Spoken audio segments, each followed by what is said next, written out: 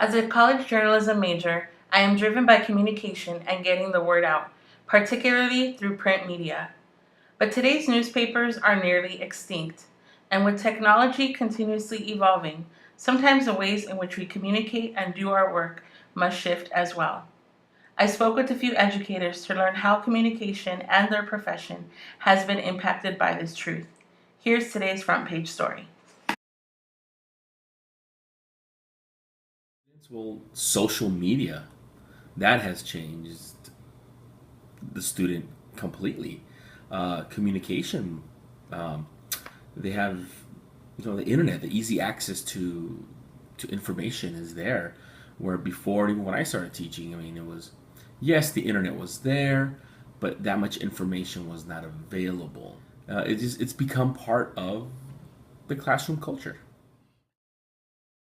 That is that our organization is really relational, but I've also seen it over the years that that's kind of drifted away because people no longer want to have that human interaction.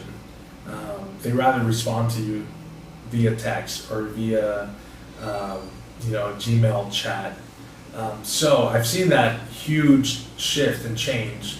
I mean, you can see that every single day now. You walk on the street and nobody says hello to each other anymore. They're just looking at their screens. Communication has changed tremendously because in the 24 years I've been in education, and I think that initially it was just like a school notice, information going out that way. But now we as educators have a more personal contact with our parents, and we're able to speak to them on a different level because we have access to maybe texting or their personal emails, and I see there's more interaction with the parents that way, and they feel a little bit at ease that they can communicate with us daily when the need arises, rather than sending a note with the child in their backpack, maybe making it here, maybe not. So it's more effective. It's easier access. And that's very important in terms of communication and technology, that there's access for it.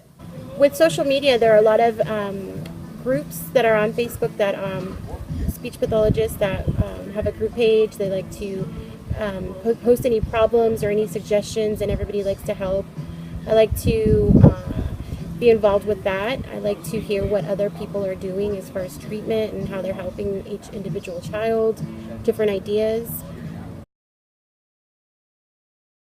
So before, having to promote our school district was very difficult. It was we would send out mailers or mailings and newsletters to ask or flyers, telling people about our school district and telling them that there are jobs available.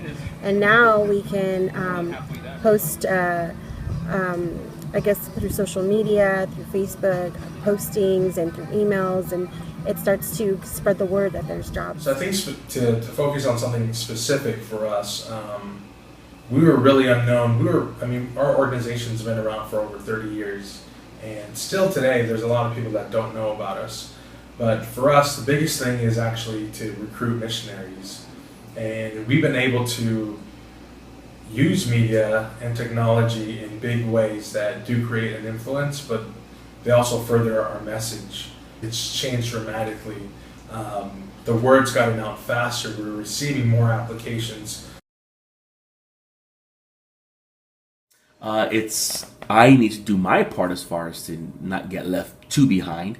And one of the things that I highly recommend is ask your students to teach you, to guide you on the apps and all these things and what new things are out there. And the kids are more than happy to show you.